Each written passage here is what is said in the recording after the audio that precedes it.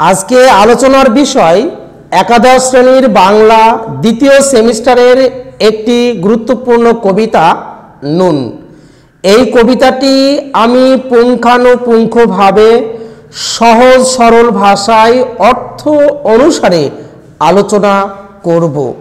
সর্বোপরি এই অধ্যায় থেকে কি ধরনের প্রশ্ন পরীক্ষায় আসতে পারে সেটা নিয়েও কি আমি আলোচনা করব। আর এই কবিতাটা এত সহজভাবে আমি তোমাদের করে দেব, এখান থেকে যে কোনো ধরনের প্রশ্ন যদি পরীক্ষায় আসে তোমরা অবশ্যই কি লিখতে পারবে।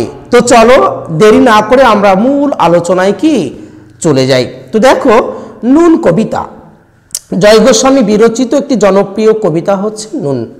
জেনে নেব মূল গ্রন্থ ভুতুম ভগবান। ভুতুম ভগবান কাব্যগ্রন্থের একটি অন্যতম জনপ্রিয় কবিতা হচ্ছে কি নুন। ভুতুম ভগবান কাব্যগ্রন্থটির প্রকাশকাল 1988। পরে শ্রেষ্ঠ কবিতা এই কবিতাটা কি স্থান কি লাভ করে। নুন কি বলতো? নুন হচ্ছে কম পয়সায় পাওয়া যায় সাধারণ এক ধরনের কি লবণ, যেটা বলছি সেই অংশটাকে আমরা কি বলছি? নুন বলছি। সাধারণ মানুষের একটা শেষ সম্বল কি বলতে পারি।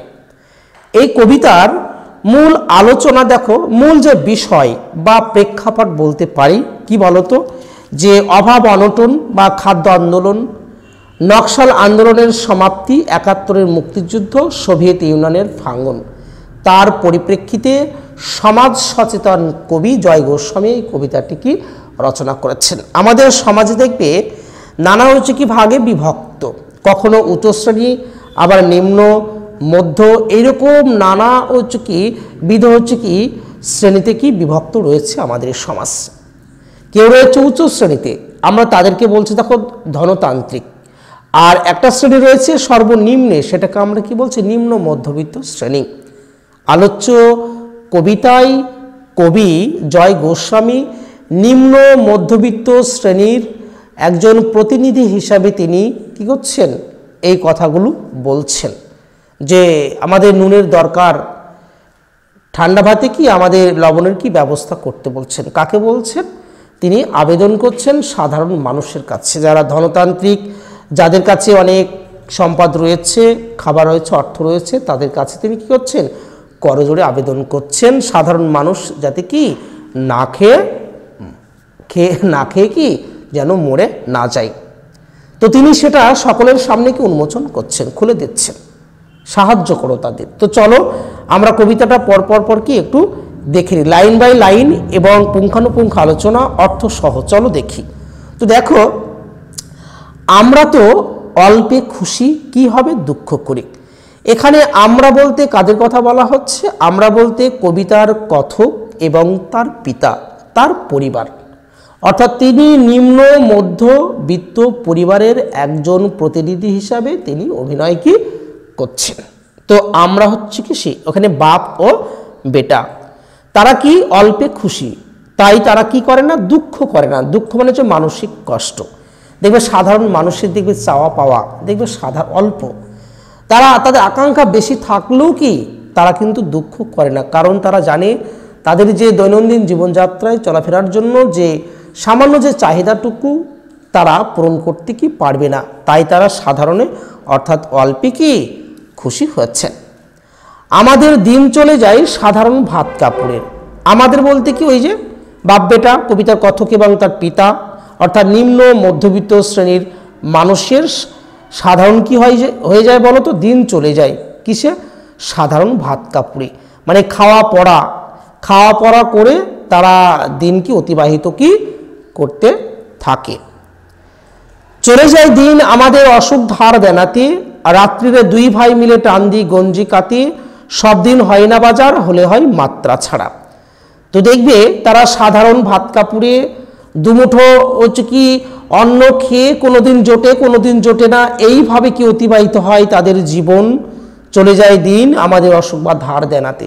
আমরা সাধারণ মানুষ, সম্পদ আমাদের বেশি নেই, দিন আনা দিন খাওয়া, অসহায় শ্রমজীবী মানুষ আমরা। তাই কখনো আমাদের অসুখ বিসুখ হলে আমরা অন্যের কাছ থেকে কি করি বলো তো? আমরা কিছু ধার করি, টাকা পয়সা আমরা ধার করি, কখনো অসুখ হয়, কখনো ধার দেনা করি, এইভাবে আমাদের জীবনটা কি অতিবাহিত হয়ে যায়। তারপরে দেখবে রাত্রিতে দুই ভাই মিলে টান দিয়ে গঞ্জি কাটে। এখানে মনে রাখবে দুই ভাই, এখানে দুই ভাই বলতে বোঝানো হচ্ছে বাপ এবং বেটাকে। তারা দুই ভাই কি করে, অভাব অনটন তারা ভুলতে পারে না, খুব কষ্ট হয়, রাখে তারা থাকে অসহায়, তো কি করবে, সেই কষ্ট জ্বালা যন্ত্রণা হতাশা এইটা হচ্ছে কি ভুলবার জন্য তারা কি করে, গঞ্জিকা, গঞ্জিকা বলতে কি গাঁজা, তারা গাঁজায় কি করে, তারা টান দেয়। গাঁজা দেখবে এমন একটা নেশা জাতীয় দ্রব্য বস্তু যেটা মানে আমরা যদি খাই তাহলে কি হবে, ওই যে কষ্ট জ্বালা যন্ত্রণা সেগুলো থেকে আমরা অনেকটা কি দূরে থাকতে পারি। সব দিন হয় না বাজার, হলে হয় মাত্রা ছাড়া। আমরা সাধারণ মানুষ, দিন খাটা দিন খাওয়া মানুষ, সাধারণ নিম্ন মধ্যবিত্ত শ্রেণীর আমরা মানুষ, অতএব আমরা সব দিন কি বাজার করতে পারি না। আবার যেদিন হয় বাজার দেখবে সেটা হয় মাত্রা ছাড়া। মাত্রা ছাড়া মানে কি, বেহিসাবি, বেহিসাবিভাবে কি করি আমরা বাজার করে থাকি। বাড়িতে ফেরার পথে কিনে আনি গোলাপ চারা। তো দেখবে তারা অসহায়, গরিব, শ্রমজীবী, সাধারণ শ্রেণীর মানুষ, নিম্ন মধ্যবিত্ত শ্রেণীর মানুষ হলেও তাদের মধ্যে যে রোমান্টিকতা বা সৌন্দর্য বোধ যে ছিল না তা নয়, তাদের মধ্যে সৌন্দর্য পিপাসা, সৌন্দর্য বোধ কি ছিল। সেই জন্য তারা কি করেছে, বাজার করার সাথে সাথে সেখান থেকে তারা একটা গোলাপ চারা কি কিনে নিয়ে আসে। মনে রাখবে নুন কবিতায় গোলাপ চারা কিসের প্রতীক, সৌন্দর্যময়তা, সতেজতার প্রতীক, শৌখিনতার প্রতীক হিসাবে কি এই গোলাপ চারা কি ব্যবহার করা হয়েছে।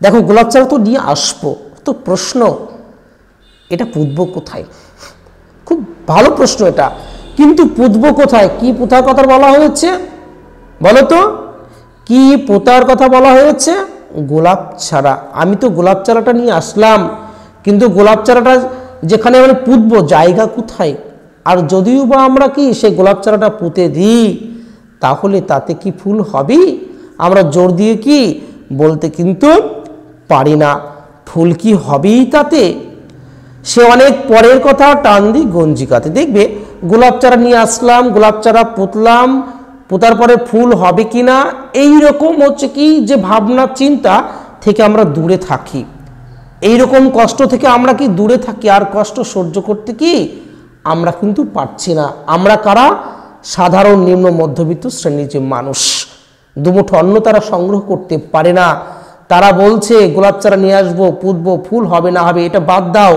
এইসব কথা এখন থাক। এখন কি হবে, এখন চলো আমরা সেই নেশা জাতীয় যে দ্রব্য গাঁজা গঞ্জিকা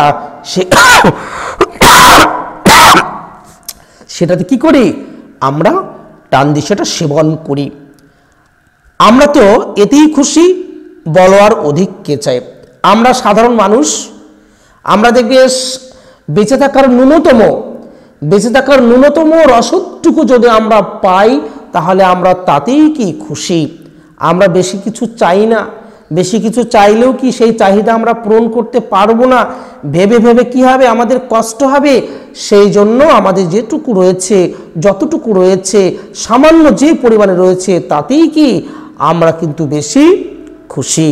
আমাদের হেসে খেলে কষ্ট করে আমাদের দিন চলে যায়। আমরা কখনো হাসি, কখনো খেলি, কখনো বা মাঝে মাঝে না খেয়ে থাকি।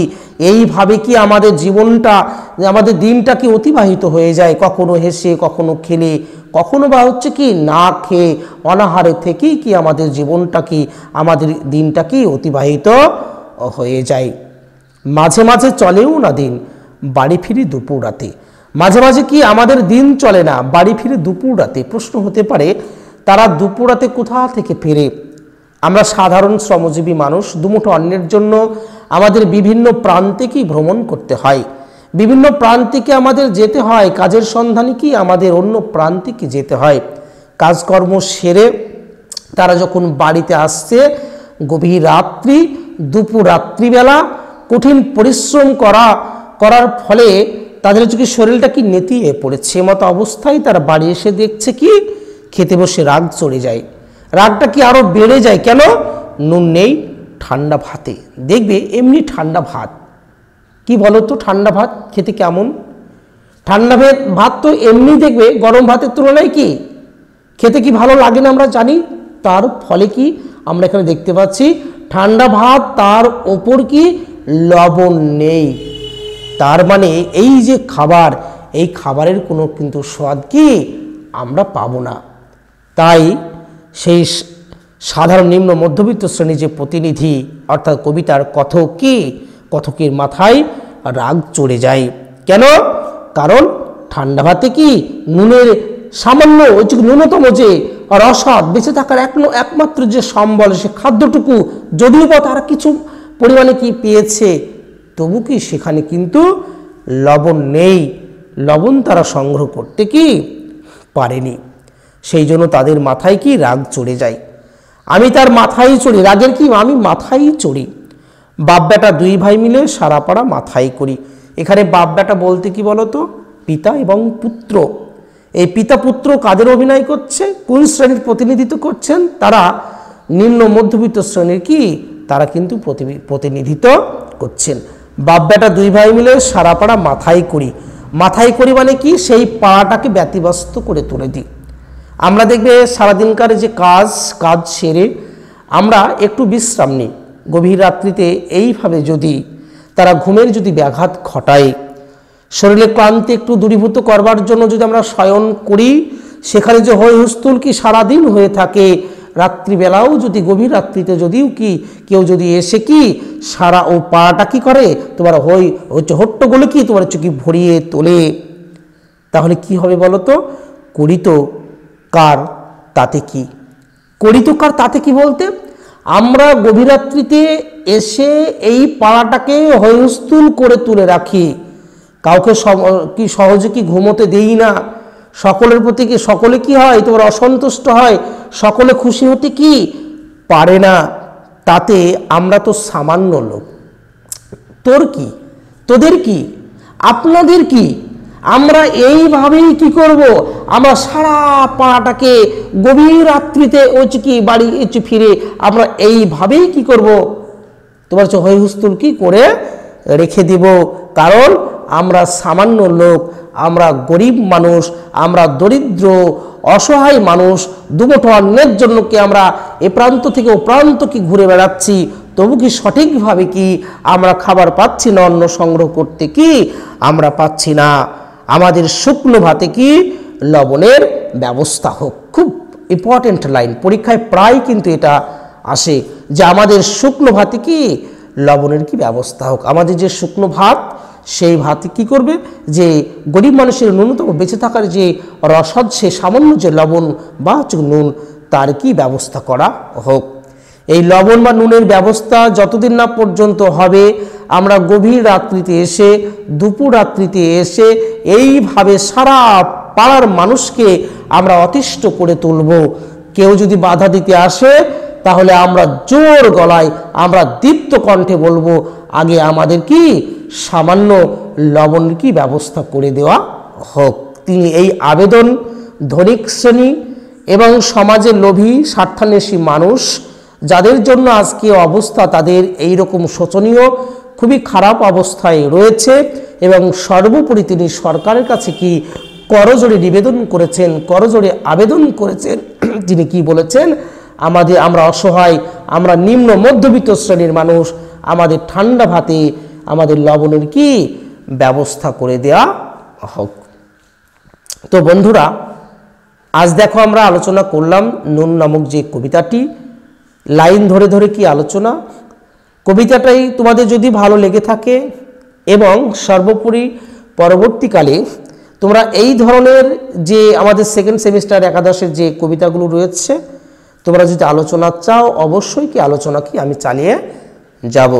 ভিডিওটি যদি ভালো লেগে থাকে অবশ্যই সকলের মাঝে কি করবে, শেয়ার করে ছড়িয়ে দিবে, এবং সাথে থাকবে সকলে একটি করে কমেন্টস করো।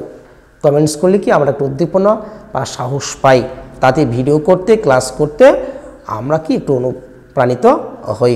ভিডিওটি দেখার জন্য সকলকে ধন্যবাদ।